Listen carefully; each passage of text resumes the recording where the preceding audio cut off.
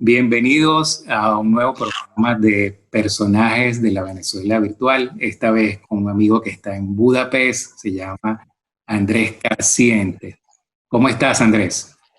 Muy bien, gracias por la invitación. Gracias. Andrés, bueno, nos conocemos creo que de finales de los 90. Recuerdo que fui a un concierto tuyo en el Alte Rathaus, es decir, en la casa antigua de la alcaldía de Viena. Sí, yo me acuerdo de ese concierto, un sitio muy especial, todo dorado. Una sala de esas que llaman de fiesta, en esos palacios, en esas casas oficiales, siempre hay una casa, un salón que es el salón que usan para actos especiales, para actos, digamos, con formalidad y, bueno, por supuesto, las alcaldías tienen esos salones.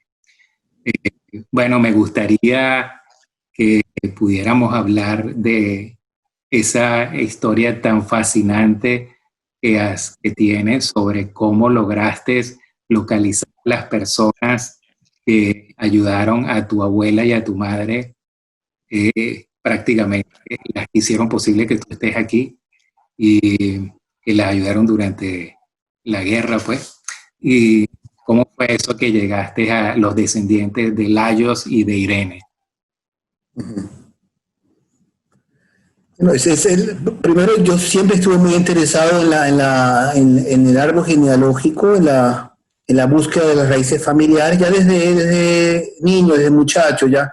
Me acuerdo cuando mi abuelo venía a visitarnos de Nueva York, él vivía en Nueva York, había nacido en Hungría, pero él vivía en Nueva York y entonces venía a visitarnos y yo aprovechaba para sentarme con él y entonces aprovechaba a preguntar los nombres, quién eran los nombres de los padres de él, de los abuelos de él, de los bisabuelos, y así de toda la familia. Así que empecé a hacer el árbol genealógico hablando con él y también que él es el papá de mi mamá, así que es mi abuelo materno. Y también por parte de mi papá, también mi abuela vivió hasta los 95 años, entonces también aproveché para preguntarle muchas cosas, no solamente preguntarle, sino registrar todos los datos que pude. Cuando me vine a Hungría, originalmente para estudiar en la Academia List, toda esta pasión del árbol genealógico pasó un poco a un plano segundo plano, porque estaba más enfocado en mis estudios musicales y en los estudios de la práctica del piano, los conciertos, etcétera. Y solamente los últimos, hubo una época que tuve un respiro, y hice un alto un poquito y aproveché para volver a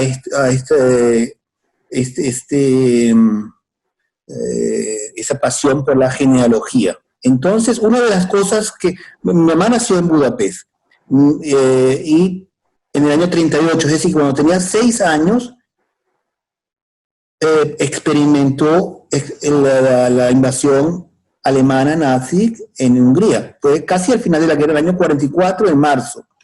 Y una de las preguntas que siempre lamenté no haber hecho a mi abuelo es quién las escondió a ella y a mi abuela, quién las salvó, porque ellos estuvieron escondidos con una familia no judía. Estamos hablando, mi familia es una familia de tradición judía de muchas generaciones. Entonces, naturalmente, cuando los alemanes ocuparon Hungría, uno de los objetivos principales era deportar, destruir todas las comunidades, mandarlas a Auschwitz, etcétera, etcétera.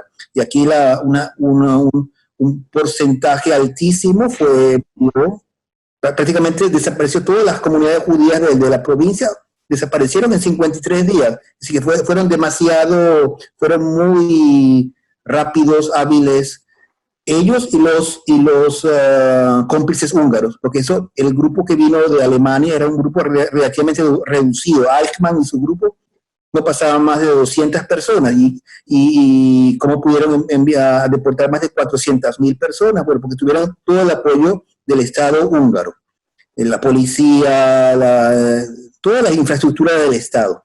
Entonces, mi pregunta, que siempre me había quedado sin responder, porque no la había hecho, no se me había ocurrido, era quién escondió a mi mamá de niña y mi abuela en el año 44. Y mi mamá tenía 6 años, así que ella no se acordaba, ella, ni el nombre de la familia, ni el lugar donde estuvieron, y mi abuela falleció en el año 63, y yo no la conocí, yo nací después. Y mi abuelo sí vivió una vida bastante larga, murió en el año 97, pero no, ni a mí ni a mi mamá se nos ocurrió hacer esa pregunta. Casualmente, en este año 2020, mi mamá me muestra, ella vive en Caracas, y me muestra una postal por internet, una postal que tenía en una caja, en un baúl, tenía varias postales, varias cartas de mi abuela, y en esa postal del año 47, mi abuela, que vivía en esa época todavía en Budapest, le escribe a mi mamá, que tenía 9 años, que estaba en un internado en Suiza, estaban separadas, ¿no? Entonces, le envía una postal y entre varias cosas le dice, por favor, escribe unas líneas al señor Turozzi, y da una dirección, dice que ya se mudaron, no están en el mismo apartamento, y están en tal calle y en tal dirección. Mi mamá me mostró esa postal en mayo del 2020, es decir, que hace unos pocos meses. Y me quedé pensando, Turozzi, esos no son familia, ¿quién podría hacer esos Turozzi? ¿Por qué mi abuela le está urgiendo a mi mamá que de niña que escriba unas líneas a esa familia? ¿Por qué? Y mi mamá se le ocurrió, quizá fueron las personas que nos escondieron. Entonces lo que hice yo fue, primero, porque la forma de escribir de mi abuela es una forma muy peculiar, una caligrafía, un estilo muy bonito de escribir, pero la S la hace de una forma distinta y los acentos lo hace de una forma, es decir, para mí era muy difícil entender exactamente el nombre de la persona que estaba escribiendo y el nombre de la calle, no era claro. Entonces puse esa postal en una página de Facebook que se llama Regi Budapest, así como fotos antiguas de Budapest, y entonces más o menos 200 personas comentaron que la calle es tal, y el nombre es tal, Turozzi, ese es el nombre de la familia que hay que buscar, y la calle Torvalli Ut, esa se llama la calle. La mayoría, el 99% de las personas coincidieron que debe ser esa la calle, que está escrita, y busqué en el mapa, y en el mapa actual de Budapest esa calle no existe. Entonces también ellos averiguaron que la calle cambió de nombre, no era la calle, tiene otro nombre actual. Y eso es la información que tenía, el nombre de una familia y el nombre de la dirección de una calle que no existe y que cambió de nombre. Con esta información empecé a buscar, si no a la persona que ocultó, porque eso es en el año 44, es decir, que hace 76 años, un montón de años, sino él, al menos los descendientes de él. Y entonces empecé a buscar, se encontró una persona con el mismo nombre, Lajos Turozzi, una persona de 95 años, todavía en excelente estado físico y mental, que es presidente honorario de una sociedad de excursionistas, y hablé con él pensando que iba a ser él la persona, y al final nos dimos cuenta que no era él. Él vivía en otra parte de la ciudad completamente, no conocía a mis abuelos, así que una coincidencia que el mismo nombre, y todavía vivo, pero no era él la persona. Entonces a alguien se le ocurrió, a una conocida mía, que por qué no me pongo en contacto con un periodista que es muy famoso aquí, que se llama Endre Schall. Y entonces él oyó la historia, me llamó por teléfono, y entonces muy amablemente puso la historia en la página de él, que tiene cientos de miles de visitas, y buscando o las personas que salvaron a mi mamá y a mi abuela, o al menos los descendientes. Pasaron 3 días y él me llamó por teléfono que tiene buenas noticias, que consiguió, que alguien llamó por teléfono diciendo que es la nieta de este señor. Con la información que habíamos dado, el nombre, la dirección que había vivido al menos después de la guerra, en el año 47, el dato de que había salvado a mi mamá y a mi abuela. Y entonces esta señora lo llamó y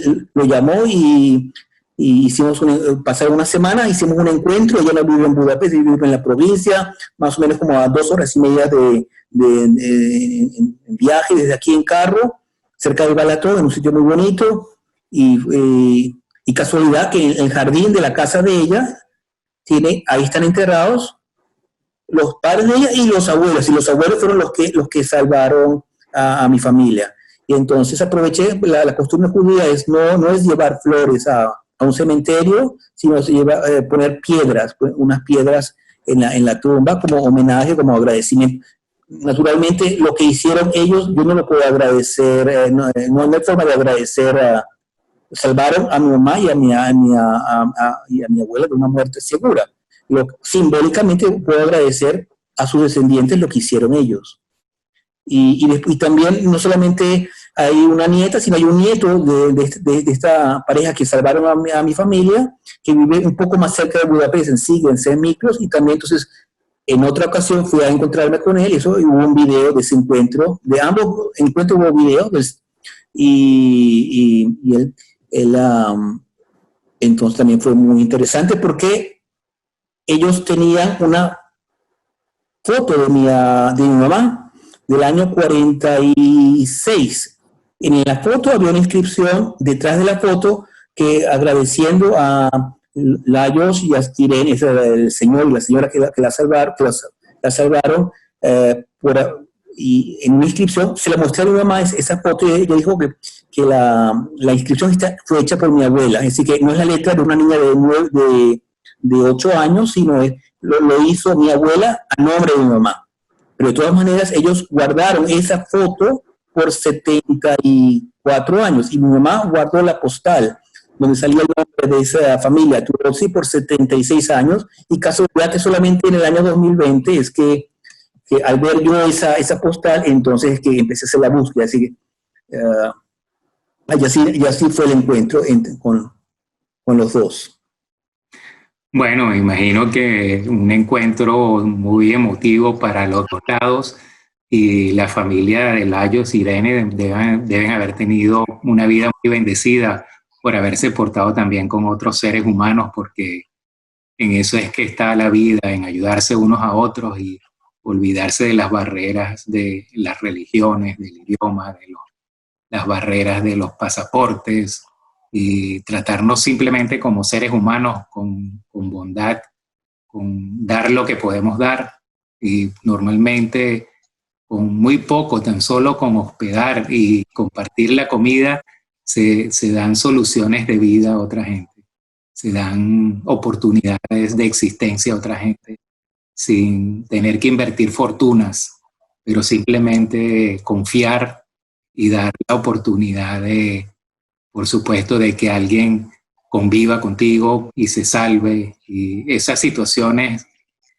son y siguen siendo necesarias en muchas circunstancias que ocurren en los países que están en conflicto, en los lugares donde hay problemas económicos, en lugares donde hay todavía persecución por cuestiones de religión o política.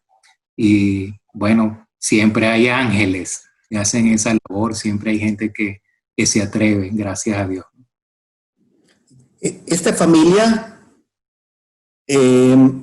arriesgó su vida. Es decir, que si se hubiera sabido, si alguien hubiera delatado lo que hicieron, los hubieran deportado, hubieran sufrido la misma suerte que los miles de personas que fueron deportados o a Auschwitz o a los otros campos de concentración, Bergen-Belsen, Mauthausen. Es decir, que ellos corrieron un riesgo para ellos mismos y para toda la familia de ellos. Y mi mamá todavía se acuerda, a los 6 años, que ella tenía que aprenderse un rezo cristiano por si le preguntaban, así, ¿no?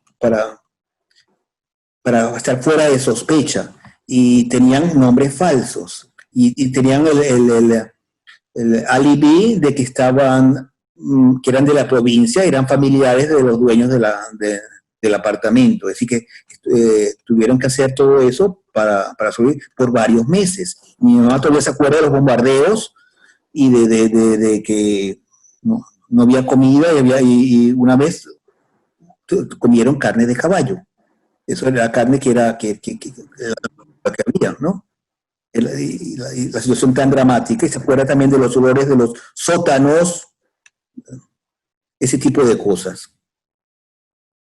¿Y cómo es el camino entonces de tu abuela llegó a vivir en Venezuela o solamente tu madre? La familia emigró primero mi mamá salió a estudiar en un internado en Suiza por 1 o 2 años, de ahí después fueron a París, de ahí fueron en barco hasta Sao Paulo y llegaron en el año 1950, es decir, mi mamá tenía 12 años, ahí hizo ella su bachillerato, fueron a Sao Paulo porque tenían una tía, la hermana de mi abuela, ya vivía en Sao Paulo antes de la guerra, había migrado de Budapest a Sao Paulo. Pero tenían familia en Brasil. Y ahí vivieron varios años y había otra tía de mi mamá, otra hermana de mi abuela que vivía en Caracas. Y en el año creo que 58, 59, mi mamá fue a visitarla a Caracas y ahí conoció a mi papá y ahí se casaron. Mi abuela vivió en Brasil y una vez que mi mamá se casó, entonces no inmediatamente, pero bueno, fue a la boda, claro, pero un poco más tarde, el año 63, se decidió ya de mudarse completamente a Caracas y se ve que ya tenía un poco de temor el avión, así que fue por barco, fue primero, no había comunicación, había que ir primero de Sao Paulo, de Brasil hasta Nueva York, y de Nueva York a Caracas, un viaje así en barco, y algo pasó, no sé qué pasó en el barco, no sé si fue un mosquito o qué fue, llegó a Venezuela enferma. Me acuerdo, fue en barco hasta a Nueva York y estaba ya tan enferma en Nueva York que los familiares de ahí la mandaron en avión así rápidamente porque estaba muy mal mi abuela y pasaron una semana y mi abuela murió en Caracas. ¿Y tu abuelo era de origen hebreo también? Toda la familia, mi abuelo materno, él nació en Budapest y él fue deportado para el campo de concentración que está muy cerca, está en Austria, que se llama Mauthausen, Ajá. cerca de Linz. Yo estuve ahí hace 2 años. Es un campo, muy poca gente sobrevivió. Había el promedio de vida era como creo que 3 meses, algo así. Mi abuelo estuvo entre noviembre del 44 hasta la liberación del campo en mayo, creo que el 4 de mayo o el 5 de mayo por los americanos.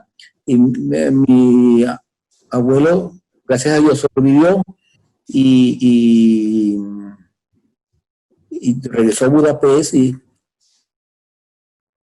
Mira, después salieron, perdón. no, bueno, entonces, digamos, ustedes pues vivían como unos judíos en Venezuela, tenían Bueno, una claro, vida hebraica en Venezuela. claro, porque mi mamá también se casó en la sinagoga con mi papá. Mi papá era ciudadano de Marruecos, en Tánger. Mi mamá es de la familia, de la rama Ashkenazí, que es de Europa Oriental, y mi papá viene de los sefarditas. Son dos ramas del judaísmo y se casaron en Caracas y eso. Fue presidente de la Asociación Israelita de Venezuela, del Centro de Estudios Sefardíes. Así que es una familia judía sí. Mira, tú sabes que yo me hice el estudio del ADN y tengo sangre askenazi. ¿Sí? Y sí, y bueno, y ahora con estos estudios que se están haciendo sobre los sefardíes que hay en Venezuela, también se supone que soy de origen sefardí, porque hay forma de comprobarlo a través de los papeles. Entonces, bueno, no debe haber alguna cuestión genética que distinga a los sefarditas. Sin embargo, yo tengo también sangre del norte de África, me imagino que por ahí vendrá, y pues. por supuesto de la península ibérica y de Portugal, pues de esa zona. Entonces, me imagino que los genes sefarditas no son tan claros como los así. ¿Saben los apellidos? Por los sefarditas, ¿qué apellido sería por parte de quién? Bueno, los apellidos que han usado mi familia para conseguir la nacionalidad, porque es para conseguir la nacionalidad española, se han ido por el lado de los Duque y de los Romero. Y han llegado incluso hay unas personas con nombres Jacobs, Duque y ese tipo de cosas que han encontrado. Y son gente que quizás ópticamente distinguirse como que pueden ser españoles muy claros y se mantuvieron aislados mucho tiempo en la región del Táchira, de las Porqueras, de la Grita. Interesante. Ahora, desde el punto de vista de prácticas hebreas y eso, cero. O sea, nosotros no adquirimos nada de eso. Sin embargo, bueno, yo ahorita lo sé porque me hice el examen de ADN, está ahí, y me imagino que ellos habrán tratado de adaptarse a una nueva vida, se volverían cristianos, no sé cómo sería esa situación, debe haber sido difícil para ellos en un principio, pero luego las otras generaciones lo asimilaron, ¿no? Y ese examen, yo no lo he hecho, pero examen, por ejemplo, la parte de Ashkenazi sale un porcentaje. Sí, te dan el porcentaje de Ashkenazi que tienes y así como te dan el porcentaje de otras. ¿Era alto o era bajo? Era bajo en comparación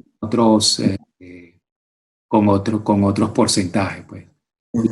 Tengo 90% de los genes es europeo y tengo como un 7% de indígena americano y el resto son porcentajes bajos que sí, de Ashkenazi, de árabe, soy una mezcla. Mira, ¿me puedes decir algo sobre, sé que te has integrado muy bien en Budapest, has incursionado en la política, ¿puedes hablar un poquito de eso?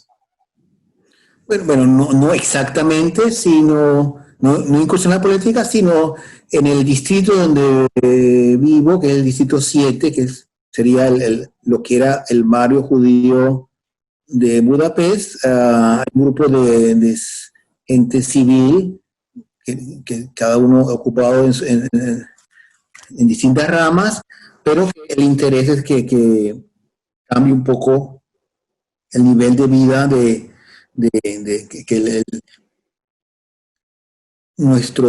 el habitante de aquí sienta diferencia desde porque las últimas municipalidades no hemos notado que prácticamente no somos tomados en cuenta.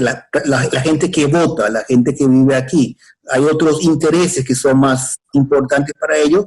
Ya es un cambio de municipalidad, cambio de personas y notamos siempre que los intereses de ciertos grupos predominan sobre lo que los habitantes de aquí queremos, que, es normal, que haya silencio de noche, que se pueda dormir en la noche a las 12 de la noche al menos, que un poco de vigilancia, ¿no? Porque el sitio donde vivimos, el distrito 7, es muy popular, hay muchos sitios nocturnos, hay muchos turistas, que está muy bien, pero que tiene que haber un cierto orden, una cierta regulación, qué se puede hacer y qué no se puede hacer.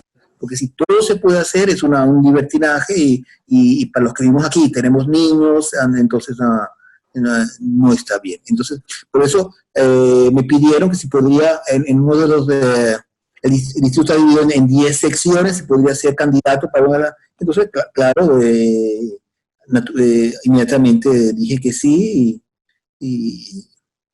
y uno de nuestro grupo llegó a la municipalidad, al menos.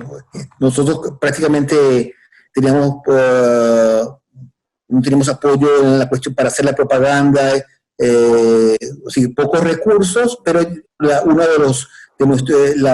jefa de nuestro grupo llegó a la municipalidad, al menos es un gran logro para la primera vez que nos postulamos, ¿no? Primera vez, y ahí quizás la próxima vez todavía vamos a hacerlo mejor.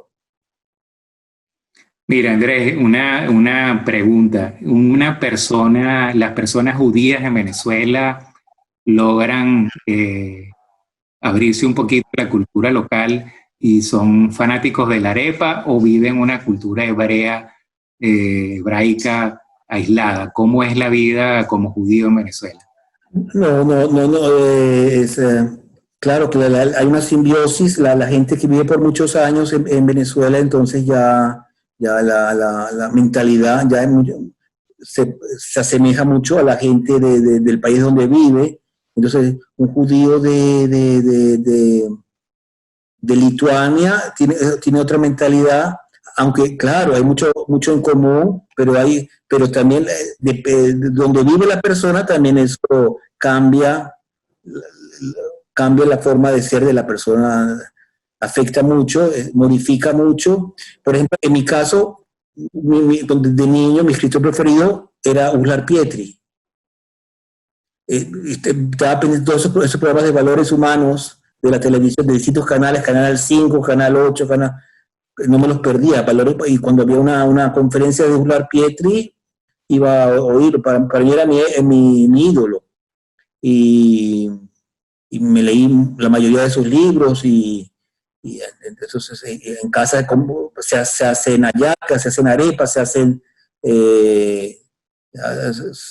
así que hay una combinación y hacemos el kiddush el viernes en la noche y la Abdalá al terminar el Shabbat y todas las fiestas, Rosh Hashanah, Yom Kippur, Sukkot, paralelamente se come arepa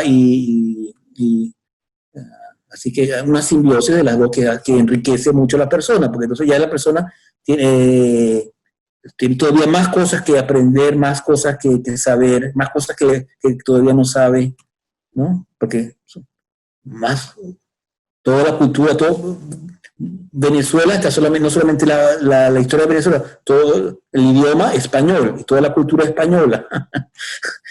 Sí. Mira, una pregunta también. Ustedes, digamos, cuando se van a Hungría o tú cuando te vas a Hungría, o sea, ya sabías algo del idioma o tú tu madre, tu abuela te pasaron algo del idioma. ¿Cómo fue la adquisición del idioma cuando te mudaste, digamos, cuando empezaste a vivir en el extranjero? No aprendimos el idioma en la casa, primero porque en la casa no se hablaba húngaro. Mi papá y mi mamá hablan entre sí español.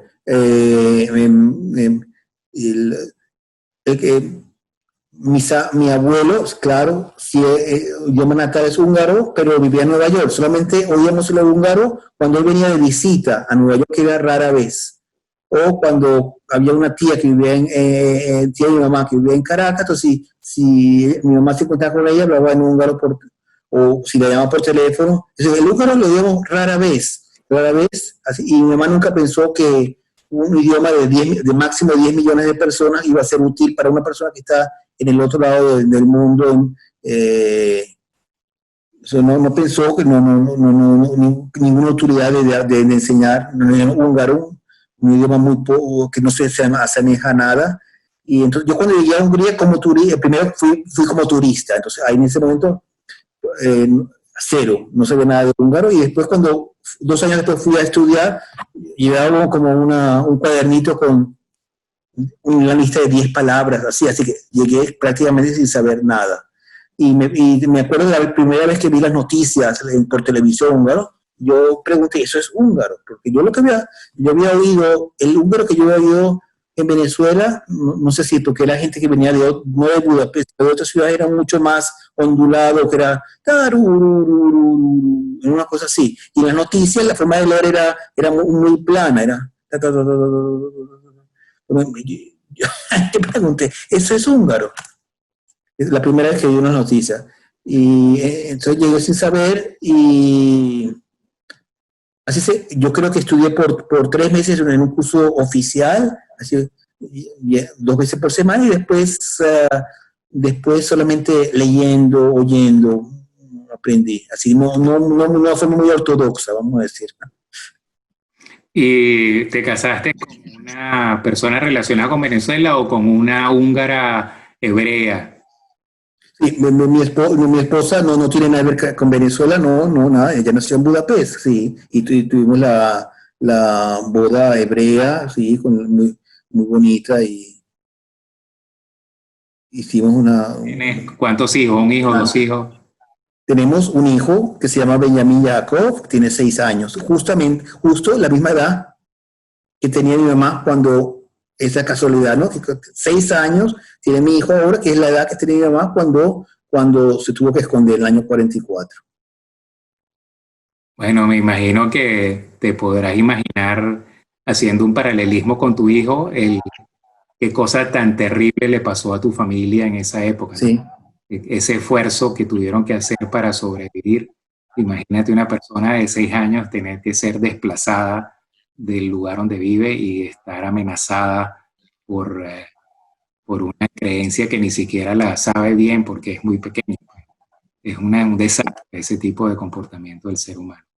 Y la madurez que tiene que tener, la madurez que tiene que tener la persona de 6 años de no delatar, ya que cualquier error, cualquier signo de que la persona no corresponde con el nombre ficticio que tiene o de la ciudad donde viene, cualquier sospecha, entonces puede ser delatado y había inmensa cantidad de gente que fue delatada, así por vecinos o por gente que les pareció sospechosa.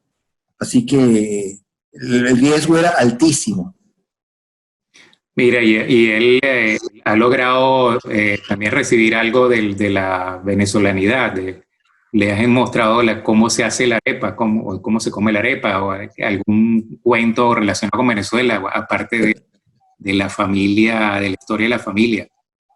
Pero primero, él sabe dónde está Venezuela en el mapa, sabe dónde viven los abuelos, y yo me he preocupado desde un principio de hablarle a él solamente el español. Es decir, que él sabe los dos idiomas. Con mi esposa él habla el húngaro, conmigo habla en español. Y entonces es una alegría también que cuando habla por Skype, por Messenger, con mis abuelos, con mis padres, entonces lo hacen en español. Entonces que el idioma lo ha aprendido muy bien, y no solamente tiene 6 años y lo sabe leer, puede leer. Le trajimos libros en español para que también, ¿no? Y sabe leer muy bien. Y por una parte, tú preguntas lo de la arepa, sí, yo he hecho arepas aquí en la casa y él es como difícil de comer, pero arepas sí la come. Bueno, buenísimo eso, por eso es que yo digo, ese tipo de vivencias que uno tiene con sus orígenes lo lleva por un tiempo a lo largo de su vida y lo transmite a los que lo acompañan en la vida. O sea, es independiente del lugar donde te encuentres, pues. Entonces, tú siempre andas con tu maleta, con tus valores y con tus costumbres, de un sitio para otro, ¿no? Sí. Mira, bueno, yo creo que hemos llegado al final. Quisiera que dijeras algunas palabras para despedirte, que dejaras un mensaje, lo que se te ocurra. Bueno, ha sido muy agradable hablar contigo. Siempre me recuerdo de cómo nos encontramos en ese concierto en Viena, ver tus excelentes pinturas. Me acuerdo que no sé si fuimos a la galería o en tu casa, una cantidad, una más hermosa que otra, y admiro tu talento y tu arte. Te agradezco que me hayas invitado para tu programa y fue muy agradable para mí hablar contigo, se pasó rápido el tiempo. Sí, bueno, recuerdo que fuimos a una exposición que tenía yo en el Hilton de Viena, que tenía 32 cuadros y fue una exposición excelente titulada Dimensión o Ser Humano. Y, y bueno, eso fue prácticamente uno de los comienzos de mi vida artística aquí en Austria. Mira, bueno, entonces te deseo lo mejor, que, que sigas disfrutando de la genealogía, que, bueno, que puedas desarrollarte como persona, como ser humano en el lugar donde estás, que tengas paz en tu vida y que sigamos en contacto. No estamos tan lejos tampoco. Espero verte cada vez cuando vengas a Viena, que me digas para aunque sea nos tomamos un café y cuando yo vaya a Budapest, pues que nos encontremos. Ah, con mucho gusto. Sí, avísame por favor si vienes a Budapest sin falta y nos encontramos. Bueno, un abrazo entonces, hasta luego. Muchas gracias.